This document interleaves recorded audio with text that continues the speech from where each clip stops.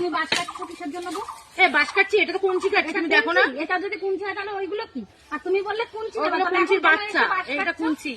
তা বাঁশ কাটছি আমি তো বলেই নিয়েছি বাঁশ কাটছি। তুমি তো কুঞ্চির কথা বলেছো, তুমি কি বাঁশের কথা বলেছো? কুঞ্চি বাঁশ একই, তুমি বলো না মোটেই না, কুঞ্চি আর বাঁশ একই না। তোমার কি আগে সেটা বলো তো। তুমি নেবা কিসের জন্য? আমাদের জন্য।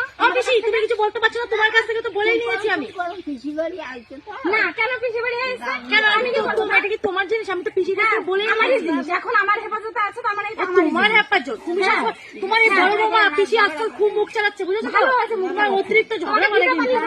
হ্যাঁ দিতে পারলেই তুমি আমাদের বাড়িকে কি করো সেটা বলো। কি করেছি? হ্যাঁ আমাদের বাড়ি থেকে যে কতগুলো পাট কেটে নিয়ে চলে এসেছে। ভালো হয়েছে নিয়েছি, মামা বাড়ি থেকে বলে পাট কাটি পুরাবো। তোমার বাড়ি থেকে বাঁশ নিতে কি হয়েছে? আর একটা বাঁশকে আমি কেটে ফেলেছি, দেখবো এখন ভেঙে ফেলবো, দেখবা? ভাঙা তোমার ক্ষমতা থাকলে আমিও দেখছি।